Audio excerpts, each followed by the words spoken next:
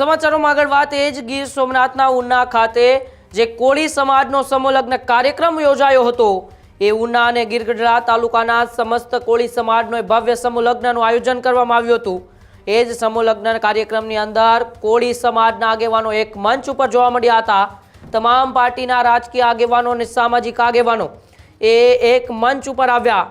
આજ સમૂહલગ્ન પ્રસંગે ગીર સોમનાથના ધારાસભ્ય વિમલ ચુડાસમા પણ ઉપસ્થિત રહ્યા હતા અને વિમલ ચુડાસમાએ શિક્ષણને લઈને સમાજને ટકોર કરી હતી। સમાજને પહેલા ક્રમ પર આવવું હોય તો શિક્ષણ જોઈશે, આવી વાત વિમલ ચુડાસમાએ કરી હતી। વસ્તીના આધારે કોળી સમાજની અંદર શિક્ષણનું પ્રમાણ ખૂબ ઓછું છે। ધીરે ધીરે સમાજમાં અધિકારીઓનું સ્થાન વધતું જાય છે, આવી વાત પણ ચુડાસમાએ કરી। સ્પર્ધાત્મક પરીક્ષાઓની તૈયારી માટે આપણા સમાજે ક્લાસીસ ખોલવા પડશે। વેરાવળ ખાતે મારા ખર્ચે ક્લાસીસ હું ચાલુ કરવાનો છું, આવી વાત પણ વિમલ ચુડાસમાએ કરી। કોળી સમાજનો સોનાનો સૂરજ હવે ઉગી રહ્યો છે, એટલે કે ધીરે ધીરે શિક્ષણનું પ્રમાણ સમાજની અંદર વધે તેને લઈને વિમલ ચુડાસમાએ એ સમૂહલગ્નની અંદરથી હુંકાર કર્યો। તેમણે કહ્યું કે હવે ધીરે ધીરે સમાજમાં અધિકારીઓનું સ્થાન વધતું જાય છે। સમાજમાં શિક્ષણનું પ્રમાણ વધારવા માટે સ્પર્ધાત્મક પરીક્ષાઓના એક ક્લાસીસ પણ ખોલવા પડશે અને એની શરૂઆત વેરાવળ ખાતે હું મારા ખર્ચે ક્લાસીસ ખોલીને કરી રહ્યો છું કે વિના મૂલ્યે આપણા સમાજના દીકરા દીકરીઓ ત્યાં ભણીને સ્પર્ધાત્મક પરીક્ષાની તૈયારી કરીને અધિકારીઓ બની સમાજને ક્યાંક ને ક્યાંક ઉપયોગી આવે, સમાજના આવનારી પેઢી માટે પ્રેરણારૂપ સાબિત થાય। તે માટે હવે ધીરે ધીરે સમાજમાં શિક્ષણનું પ્રમાણ વધતું જાય છે।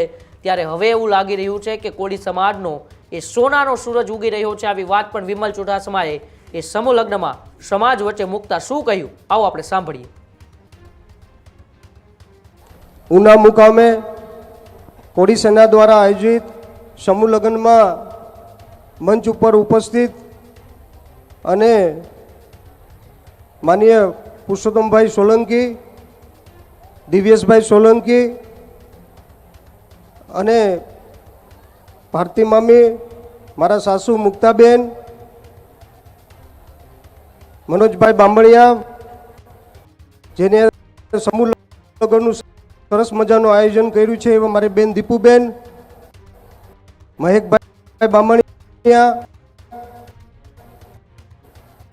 ઉપસ્થિત મંચ ઉપર ખારવા સમાજના વેરાવળથી પધારેલા અધ્યક્ષ કિશોરભાઈ કુહાડા,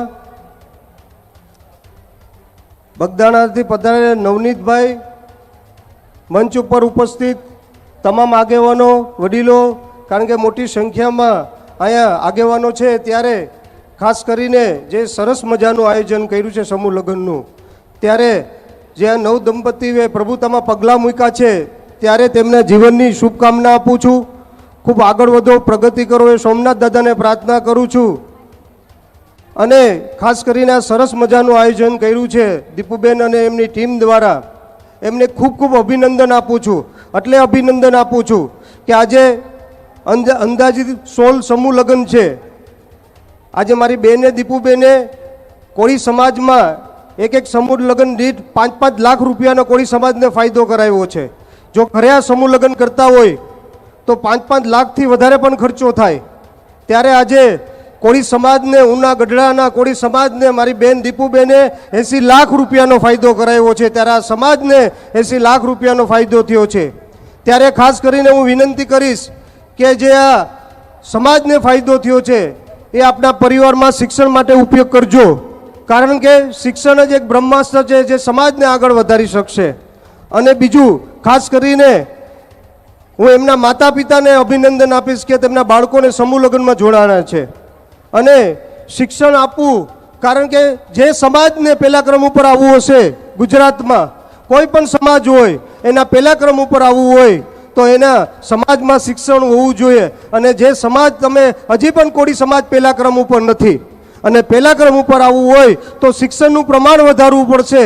વસ્તીના આધાર ઉપર જે પ્રમાણે કોળી સમાજની એટલી મોટી વસ્તી છે તો વસ્તીના આધાર ઉપર હજી પણ જે શિક્ષણનું પ્રમાણ વધી નથી શક્યું, એટલે શિક્ષણનું પ્રમાણ વધારવું પડશે।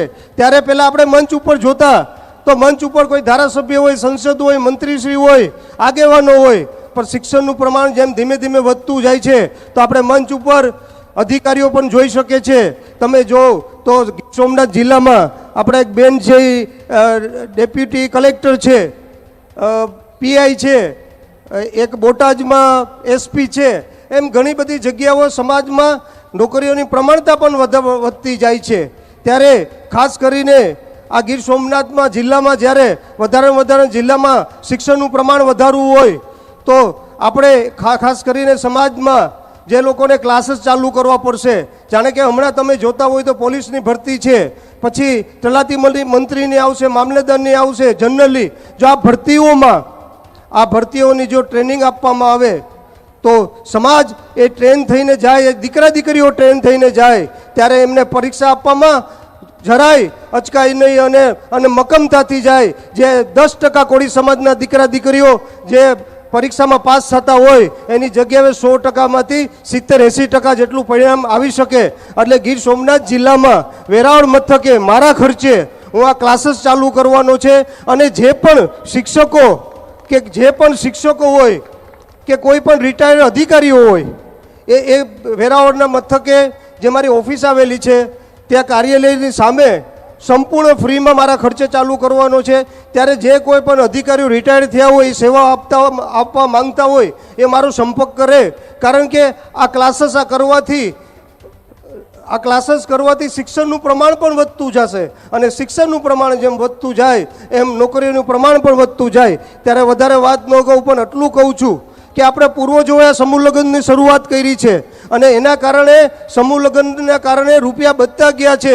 અને આજે તાલુકે નહીં પણ આજે ગામે સમૂહ લગ્ન થતા હોય છે. હું પોતે પણ અત્યારે અમરેલી કોળી સમાજ દ્વારા આયોજિત સમૂહ લગ્નમાંથી આવ્યો એટલે થોડોક મોડો થઈ ગયો છું, પણ આજે એ ચોક્કસ રીતે થઈ રહ્યું છે. પહેલાં મારા કોળી સમાજમાં હું તો અહીં ઉનામાં અહીંયા ભણેલો છું 11 વર્ષ, અને પહેલાં મને ખ્યાલ હતી કે પહેલાં એક ભાઈ ખર્ચો કરે કે આ ભાઈએ 50 લાખનો ખર્ચો કર્યો, તો બીજો કે હું 60 લાખનો ખર્ચો કરું, ત્રીજો કે હું 70 લાખનો ખર્ચો કરું, ચોથો કે હું 80 લાખનો ખર્ચો કરું. એમ કોળી સમાજમાં પહેલાં ખર્ચા કરવા માટે હરીફાઈ લાગતી હતી અને હરીફાઈના કારણે પોતાની જમીનો વેચવી પડતી હતી, જમીનો ગીરવી મૂકવી પડતી હતી અને વ્યાજે પણ રૂપિયા લેવા પડતા હતા. પણ આજે મારા કોળી સમાજમાં સમૂહ લગ્નની હરીફાઈ ગામ થઈ રહી છે. એટલે ચોક્કસ રીતે હું કહી શકીશ કે કોળી સમાજનો સોનાનો સૂરજ હવે ઉગી રહ્યો છે અને કોઈની તાકાત નથી કે કોઈ રોકી શકે. આપને વિનંતી કરું છું કે કાયમી માટે સમાજની એકતા રહે અને એકતા સાથે રહેવાનું. પણ એક ચોક્કસ રીતે કહું છું કે સમાજની જ્યાં સુધી તાકાત હશે અને સમાજની એકતા હશે, સમાજ હંમેશા પહેલા ક્રમ ઉપર હશે. અને આપણે પણ કોઈની તાકાત નથી કે આપણી એકતા હશે તો પહેલા ક્રમ ઉપર આવતા રોકી શકશે. અને એક ચોક્કસ રીતે કહું કે જ્યારે હું પહેલી વાર સમાજમાં ભણતર વધશે તો આપણા અધિકારીઓ પણ હોય, હું જ્યારે વિધાનસભામાં જતો હોય ત્યારે કહેતા હોય છે કે સોમનાથનો ધારાસભ્ય કોળી સમાજમાંથી આવે છે, ત્યારે મને ગૌરવ થતું હોય. પણ સમાજમાં શિક્ષણ વધશે ત્યારે હું અંદર જતો હોય ત્યારે હું પણ જોતો હોય કે ત્યાંનો સચિવ પણ કોળી સમાજનો હોય, ત્યારે મને ગૌરવ થશે.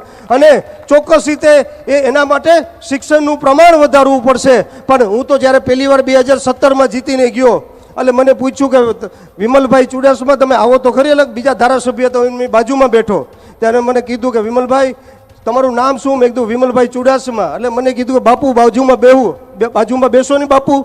મેં કીધું હું બાપુ નથી, હું કોળી છું અને મને કોળી હોવાનો ગર્વ છે. હું તો સોમનાથ દાદાને પ્રાર્થના કરું કે મને હર જન્મ કોળી સમાજમાં આપે. આ સાથે વધારે વાત ન કરતા, તમારા સારા સમયમાં ન હોવું તો કંઈ નહીં, પણ આપને યાદ કરજો આપણો વિમલ 108ની સ્પીડ કરતાં પણ વધારે આપને આગળ આપણો હોત બનીને ઊભો રહેશે. આપ સૌનો ખૂબ ખૂબ આભાર. આપ સૌએ મારું સન્માન કર્યું એ બદલ.